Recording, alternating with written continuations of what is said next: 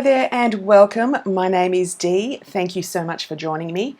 Now, as of October 2021, Instagram has updated its platform and it's now allowing users to post directly from their desktops.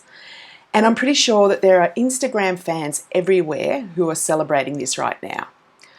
I know that Instagram is primarily a smartphone photo sharing app, but there are many of us who prefer to do things from a desktop.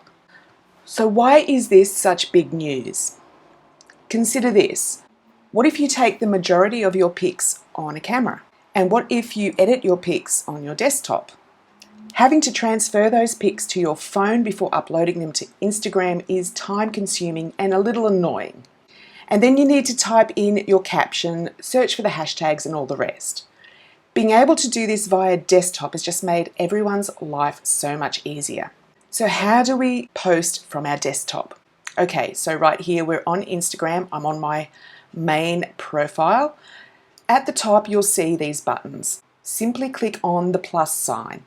And all you need to do now is select your photo from your computer. I'm just going to select this photo for the purpose of this video. So all we need to do now is click next. So you can make some adjustments to your photo right here. You can apply a filter. You can change the brightness, contrast, and so on. Once you're happy with the photo, you click next. And then, of course, you'll write in your caption as normal. You can also click on the photo to tag people. You can add your location. You can write alt text, so this describes the photo for people who are visually impaired.